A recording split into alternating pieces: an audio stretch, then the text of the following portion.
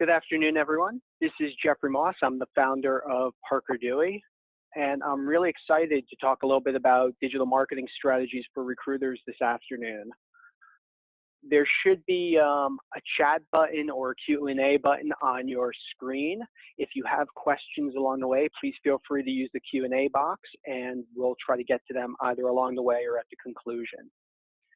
So for those of you who were able to join me at the URX conference a couple of weeks ago, I apologize that you're going to be hearing the same thing again, but hopefully you found it interesting enough to sit through it.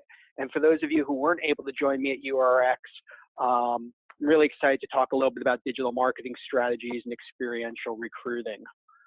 So thanks so much for joining us this afternoon. So a little bit of background. Every year, we would hire a class of interns at the venture capital firm I was at. They came in, they were excited, they were eager. We did all of the right things. We were recruiting top students from top schools with high GPAs. We were running them through non-cognitive assessments and other screening tools and comprehensive behavioral interviews. And every year after bringing them in, we found the same thing during the first week. Half of them stunk. And it wasn't that they were dumb or not hardworking, it just wasn't the right fit. So as a venture capital firm, we had students coming in who thought it was going to be like Shark Tank. And they thought they were going to be sitting on a panel getting to decide who was going to get $1 million from them. Or they thought it was going to be all number crunching. They were going to be sitting in front of a computer on Excel all the time and didn't have the interpersonal skills.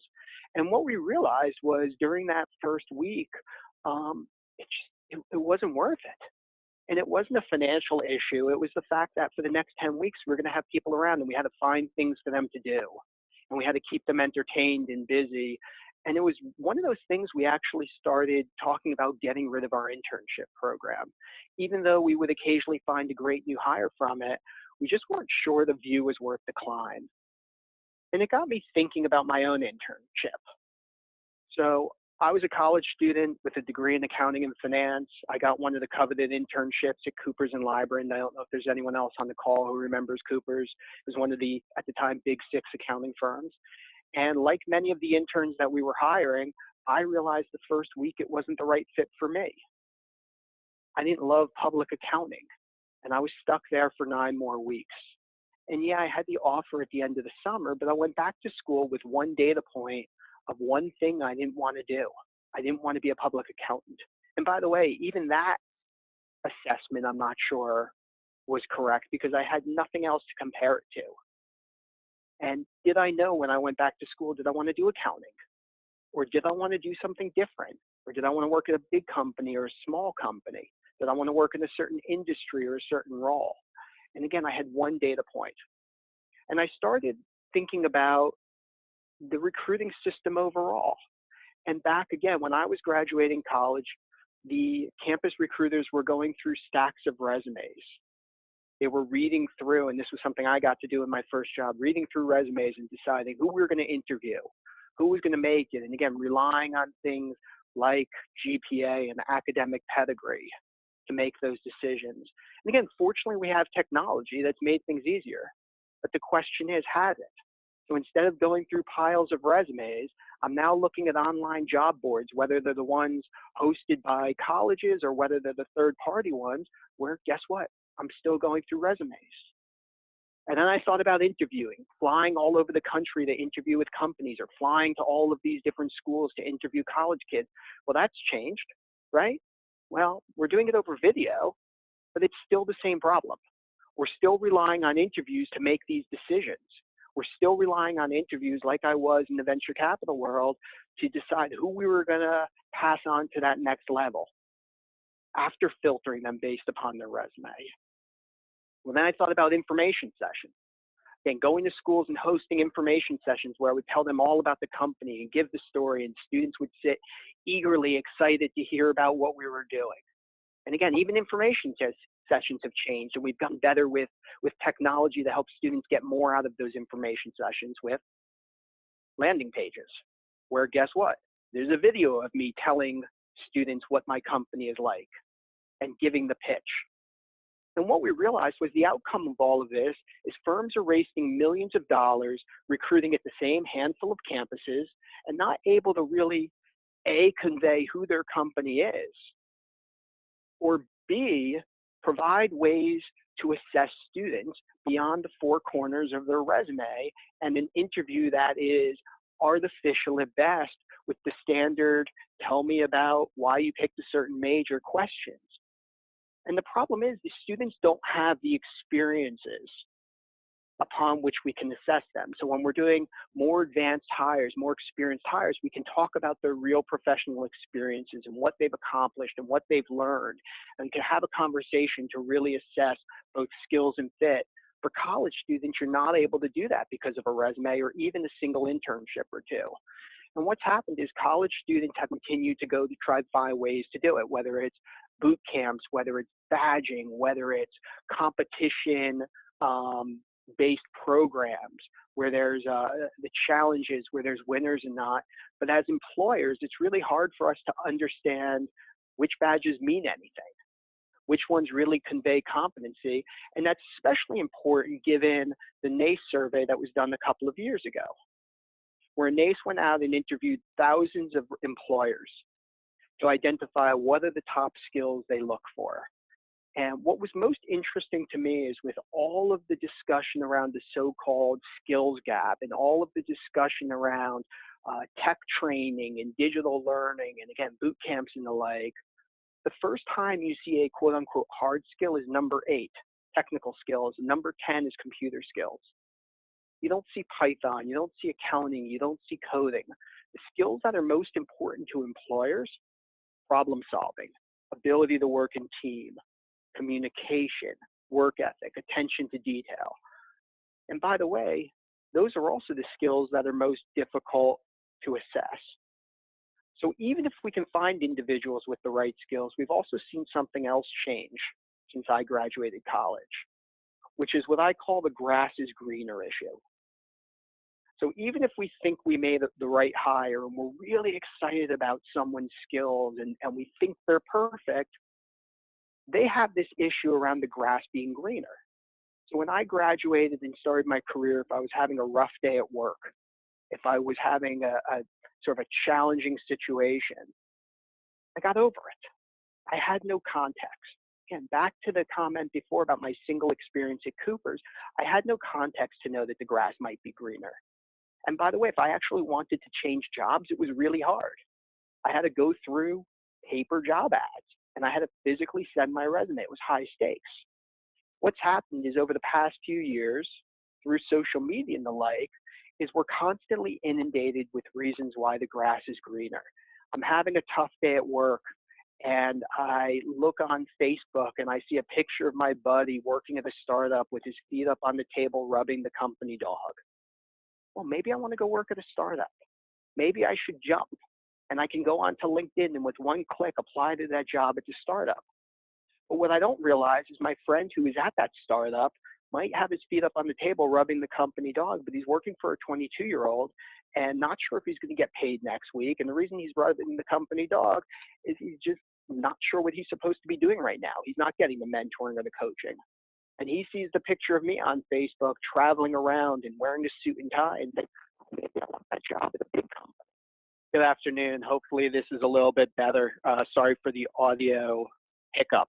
What I'm going to do is I'm going to go back a couple of slides for those of you who lost me, and you can save your laughter for the lift van. So as I was saying, marketers have talked a lot over the past several years about experiential marketing.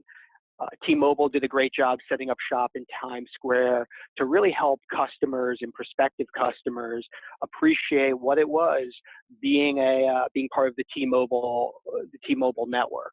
And it's something that even Lyft and the gig economy companies have recognized. When you're taking a Lyft, the CMO of Lyft talked about they want the fact there is an experience. It drives a connection between the customer and the company. And this is something that HR has learned about, and they've been using experiential recruiting, but they've called it job shadowing. And I don't know how many folks on the call have had job shadows, either following them or have participated in job shadowing programs. But at least from my experience, they're a little bit painful. That as a company, as an employer, I don't necessarily want someone following me all day and sitting in every meeting, one-time thing, because they're not really going to get the context, and they're not really going to get a feel for my organization or my role based upon one day with a set of experiences. And by the way, I'm probably going to create those to be more entertaining than real job shadowing. And as a job shadower, someone who is following that individual around, am I really getting the feel for that organization? Well, fortunately, there's a light at the end of the tunnel, and it's the gig economy.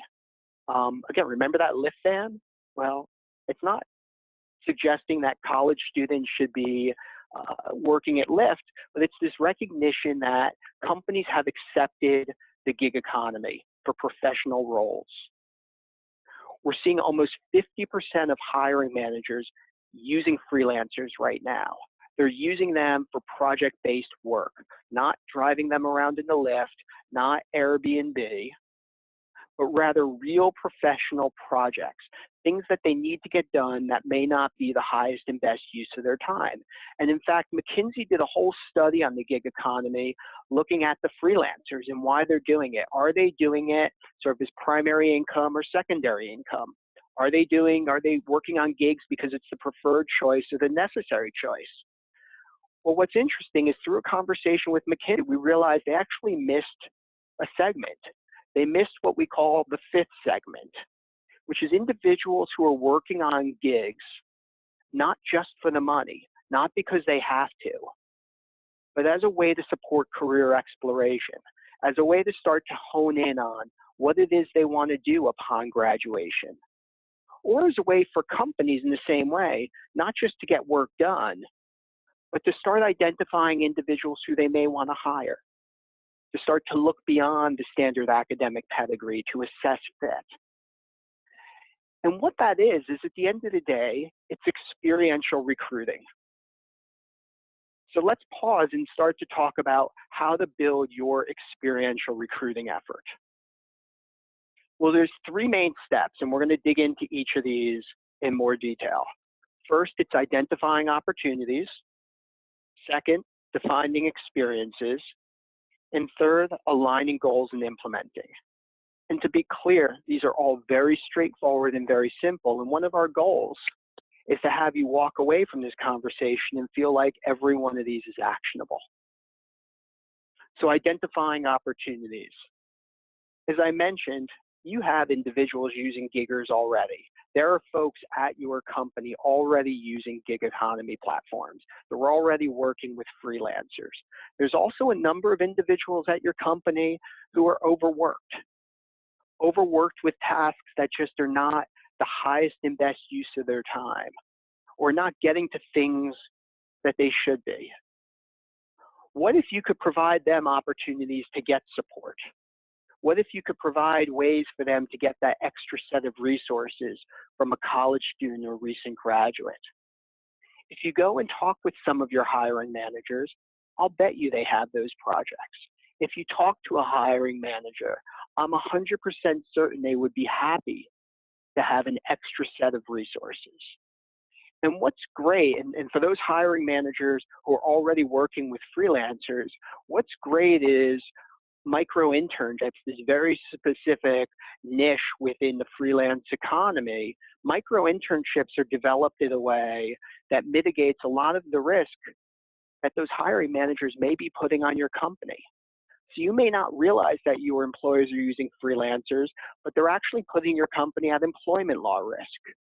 They're actually they're giving your company a contingent liability. The way micro internships are structured through Parker Dewey is we actually have the college students or recent graduates as employees or contractors of Parker Dewey. We're actually structured as a consulting firm. And what that means is these individuals are not freelancers or employees of your company, which gets rid of that HR burden and risk. The other thing it means is because of our mission, we want college students to get hired by your companies. for internships and full-time roles. So there's no temp to perm fee, or as freelance platforms call them, non-disintermediation fees or opt-out costs, where they're charging 20% or 25% of the first year's salary.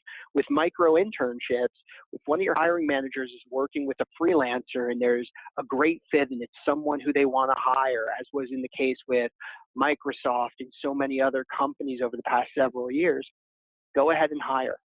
There's no conversion fee, there's no temp to perm. So not only does your hiring manager get immediate support for projects that are sitting on their plate, but it's also a great way to have them actually assist in assessing potential candidates. Another way to identify opportunities for potential micro interns is take a look at your job board. It's funny, I pulled this a couple of weeks ago. This is actually, it's nothing against JP Morgan to the extent anyone from JP Morgan's on the call, but this is actually JP Morgan's job board. And if you'll notice, some of these positions have been open for months and months and months. Take a look at some of the open roles you have. My guess is if you look at some of those open roles that are tough to fill, micro internships could be a great pathway. You can find that some of these open positions that you already have or you know are coming can be addressed immediately with micro interns, but they can also be used to identify and assess candidates. So what we suggest is if you take those specific roles and unbundle them into specific tasks. So for instance, we're looking to hire an entry-level salesperson. Pretty standard role that just about every company looks for. What is a short-term task that you would expect an entry-level salesperson to do upon graduation? Maybe it's competitive research. Maybe it's we're going to a conference next week and need help crunching the list. Maybe it's preparing a piece of content that can be used in a sales presentation. Identify one of those short-term tasks, something that would take 5 to 40 hours in total. Something that would be due a few days to a few weeks out. Identify one of those tasks and let a college student do it. And what's neat is when you look at those entry-level roles, you can actually see that many of the competencies required for those roles are ones that are nearly impossible to assess from a resume or a GPA. Again, in that entry-level role, you need attention to detail, grit, empathy, problem solving. Through even a short-term project, you can very quickly assess those skills and evaluate the performance of the college student on that assignment. And what's great is over the past several years, we've developed a library of projects that companies have used, specifically that address the immediate needs of hiring managers, but also help them assess the skill set of potential candidates. Another great way to think about defining the experience is testing it with your team. I'm certain everyone on the call has what we call the we shoulds and the I shouldn'ts. Those little projects that we should really see what our competitors are doing. We should update our campus recruiting blog. We should go evaluate some data or create a social media calendar. I shouldn't. I shouldn't be the one pulling the university demographic data. It's not the highest and best use of my time. It's something that needs to get done. But is it what I want to be doing? Or is it what I want a six-figure salesperson to be doing? No. Those are perfect experiences for a micro intern. And while we shouldn't, or while we should, or they're not the best use of time for me, I can tell you that college students are really, really, really excited to do it. One of my favorite students was Noel. He was a first-generation college student at Texas A&M who was a Dell Scholar. And he had the opportunity to work on a number of different micro internships over the past several years. And what's great is while these projects may not be the highest and best use of time for us or our colleagues, college students are excited to work on them. They're passionate. They can't wait because they let them get their foot in the door.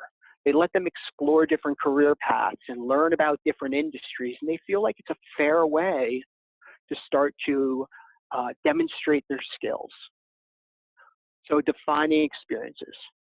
The second thing is aligning goals. So NACE did another survey where they reached out to campus recruiters to identify the top goals for campus recruiting efforts. And the top three were early access to college students, enhancing branding on campus, and driving diversity. And what we found was that through these short-term projects, they were a great way to accomplish those goals, to gain early access to candidates, to drive diversity and inclusion, and to really enhance the brand. So early access is an interesting thing. There's been a major arms race with early access where investment banks and consulting firms and big brands are recruiting interns as early as freshman year.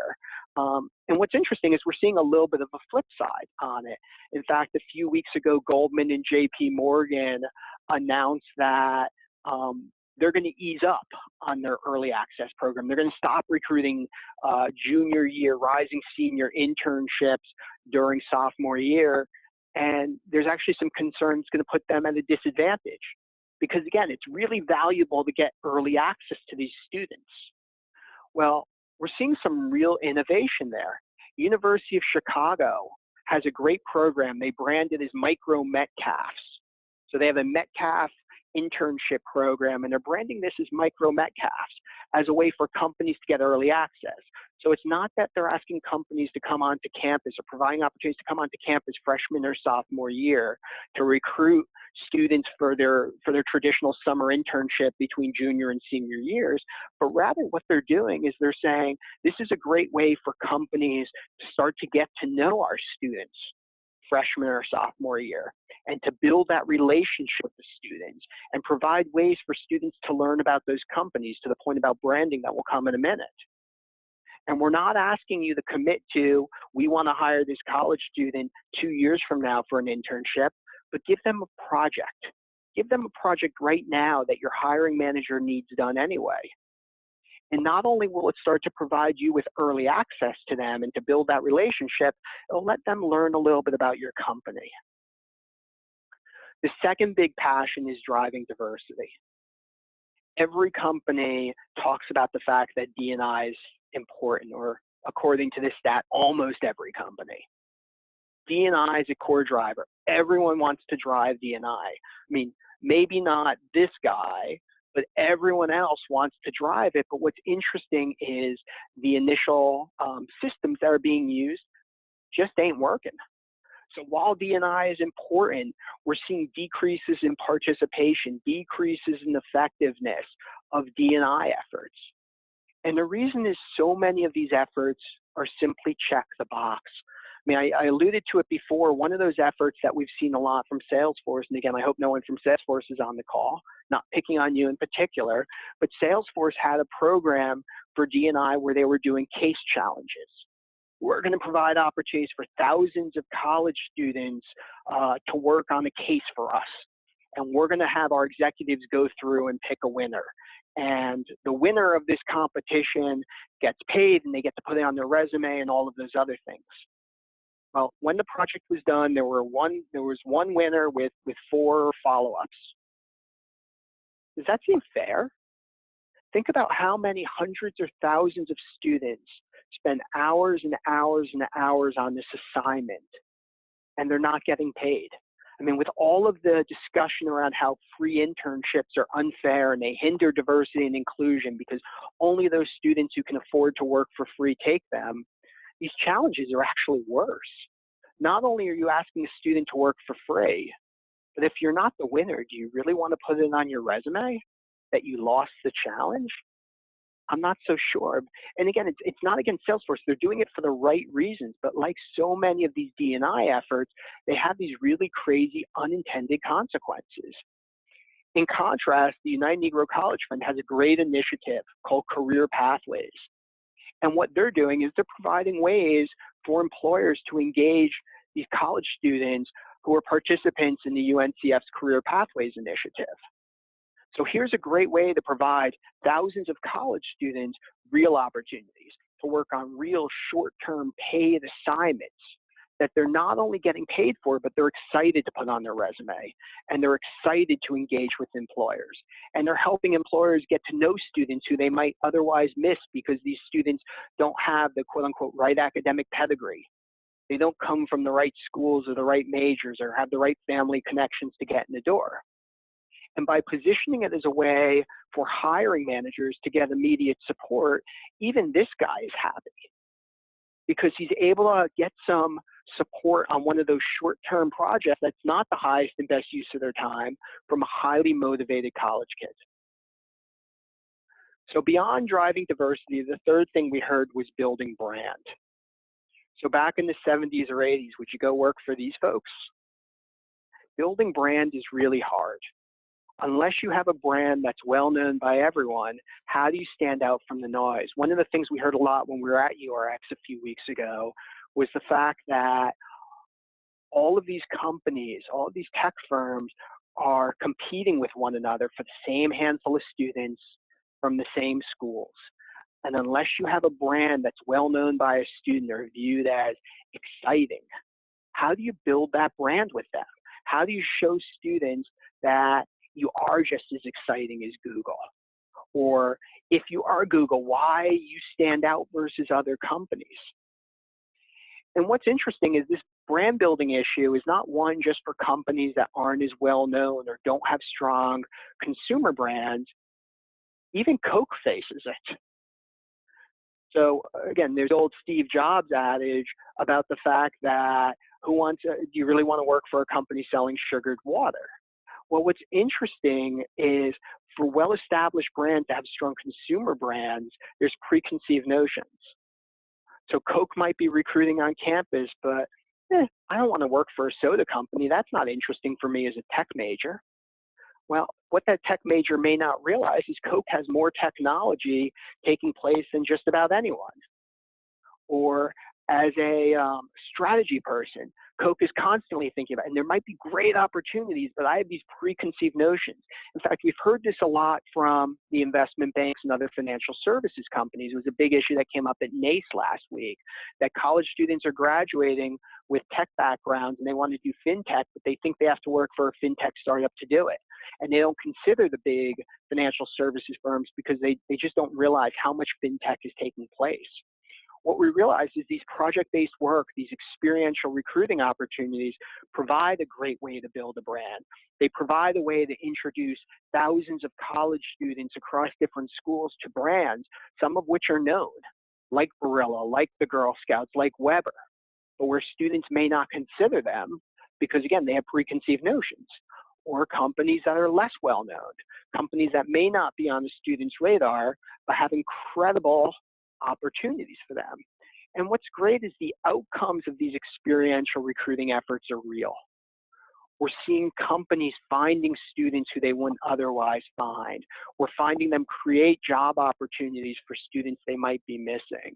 We're finding them really not having to compete with all of their peers for the same handful of students from the same handful of schools. So I said at the beginning of the conversation, I would give you some actionable takeaways. Well, what's great is when we look at the existing campus recruiting process, they all more or less look the same. You identify what campuses you want to go to, you host some information sessions, go to the career fair, if people are still going to them. And again, you review the resumes, filter out who you want and who you don't, and all of that other stuff. And by the way, there's a ton of cost, both real cost and ancillary costs. So you're actually flying around and you're sending candidates to your office and you're spending all of this time reviewing resumes. And we're seeing all of these emerging, again, technologies to try to break through. So do you want to spend more money on premium recruiting access? Do you want to spend more money to have someone screen or filter candidates for you or host challenges or do all of these other things that you can do to filter people? Well, we actually think there's a better way and it plugs into what you're doing. What happens if you provide these college students with the short-term projects, these micro internships as we call them, these experiential recruiting? Instead of spending all of this money on all of these other services, what if you let a student like Suzanne or Rachel or Jonathan work on a project for you. That's how you can drive awareness. You can help these students be aware of your company and what you do. You can help nurture them over time. You can ultimately help convert them. And what's great is it doesn't need to replace anything you're doing. It fits very much within the existing funnel. And what that does for you, this experiential recruiting, is it provides you with early access, which we know is very important. It lets you get an early look and build a relationship early in the process with these college students. It drives diversity because it provides an effective way of looking beyond academic pedigree. It leads to improved conversion because they're coming in eyes wide open and they get to know you and your company and you get to know them. And it leads to happy hiring managers. As HR professionals, often we go to hiring managers with processes they may not be on board with that create work for them, whether they're 360s or new ATSs or new policies and procedures. What's great about these micro internships, this experiential recruiting, is hiring managers love it because they're getting an extra set of hands on those projects they feel may not be the highest and best. What's also great is candidates value experiential recruiting. We surveyed the college students who are on our platform, and this was the feedback for them on the benefits of micro internships in order. They liked the fact that they could build their resume and get in the door and explore different career paths, areas they may not have thought about. They like the fact that provide networking opportunities, not just networking with the client companies, but also networking with alumni and professors. Because what's happening is as they're working on these micro internships, they're reaching out to alums, not asking them to share a day in the life or the standards or student outreach questions, but real insights as they're working on projects. I got a call from an Indiana student several years ago who didn't realize I was the founder of Parker Dewey. We were doing a project for McGraw-Hill on charter schools. And the student reached out because they saw us on the board of a charter school and they were asking for some insights. And it was just such an interesting conversation. It was so much more valuable both for me as the alum and for the student. And obviously all of these projects, the students get paid, but that's least important to them. But it goes back to democratizing the process. So what are the next steps for you? Well, there's a few. First, within your team, I'm sure you have those we should and I shouldn't needs. I'm sure you have things like content creation or competitive research that would be perfect for a college student. I think there's great opportunities to lever this within your team. You can also let your colleagues in other departments know. As I just alluded to, being able to go to someone on the marketing team or the sales team and saying, hey, I have a great way for you to get some immediate support and get some work off your plate or give back to your alma mater. They're going to be excited. They're going to be enthusiastic. They're using this. And the last thing you can do is you can actually pilot an experiential recruiting program. We're working with more and more companies on this, where they have strong internship programs, or they have strong campus recruiting, or maybe they don't. In all cases, we're able to work with them and develop experiential recruiting programs that, again, work within their systems and complement what they already have in place, especially given the relationships we have with several hundred colleges and universities across the U.S. and a number of foundations such as the United Negro College Fund and the Dell Scholars. And what's great, again, back to my earlier comment, firms are wasting millions of dollars recruiting on only a few campuses. They're wasting money on things like one on-campus event, or paying for premium posting on job boards, or conducting in-office interviews for 5 candidates, of which they're only going to hire 1. And what we found is that same money can be deployed much more effectively. For the cost of one on-campus event, you can host 50 students for micro internships and give them real insights into your companies and build your brand with them. Instead of paying for job board postings, you can actually hit several hundred college students and actually bring in 75 to see them do some work. So you're not just paying to post, you're actually paying to see them do work and to evaluate and to get to know your company. You could spend thousands of dollars on having people send emails for you where you can actually build real relationships with the college students and get the work done. One of the things we're hearing a lot from companies is around diversity and inclusion initiatives, that they're giving out scholarships, which are wonderful and valuable, but are they really having the impact they want? One $10,000 scholarship, for instance, pays maybe half a semester for one college student. That same $10,000 can provide opportunities for 25 or 30 or 40 college students to get real experiences at your company, to get their foot in the door. And not only are you providing those experiences and opportunities for the students, but you're also supporting your talent acquisition process. You're also building your pipeline. You're also building relationships. You're also providing your hiring managers with support that they're excited about. And as I said, they have these projects anyway. Over the past 4 years, we've developed a project library based upon our work with several thousand companies. They include projects across every department, across every industry. They're things that you can go to hiring managers with at these various departments because they have the needs. And what's great is with the average project being somewhere between $200 and $400 and companies set the price, they're relatively easy to do for these hiring managers. If you think about someone in sales, they spend more than that on a business dinner. Think about how much more effective it could be. We're even seeing companies sort of support it by throwing money at it through human resources, where they're going and funding it, where they'll go to a sales team and say, hey, here's $5,000. We want you to provide 10 or 15 micro internships. Hiring managers are excited because they're getting the support. And for you, you're engaging hiring managers in identifying and assessing candidates. You're getting feedback from them. You're bringing them on board. I mean, we're actually working with companies on a variety of different packages, if you will, just to give you some idea of what this could look like being driven by HR. There's massive opportunity to really build your brand on campus and get early access and engage. We're also doing some interesting things with some of our university partners. Back to the building the brands. Purdue had a great program a couple of months ago tied to Love Liberal Arts Week, where they were trying to highlight the fact that liberal arts students have all of these skills that companies are looking for: communication, problem solving, grit. And what they did is they're working closely with a number of their employer partners to really engage them. And that way a company like Pepsi can not only promote itself to these students, but we're providing a way for Pepsi to get in front of college students at Purdue and elsewhere and really convey who they are, both through messaging, but also through real project-based experiences. And look, at the end of the day, we made the whole platform incredibly easy to get started. This doesn't require ripping out an applicant tracking system. It doesn't replace blowing up your existing campus recruiting program or deciding you're going to fly all over to a bunch of different schools.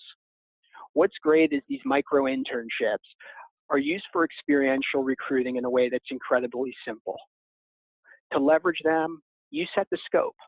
You say what you need done, when you need it, and how much you want to pay. Everything's fixed fee. You set the price. As I said, typical project is $200 to $600. There's no back and forth negotiation. There's no, should I take the person who bid the most or the least? And from the student's perspective, they're not applying based upon pay. They're applying based upon the project itself. At that point, the college students apply and you select who you want to work with.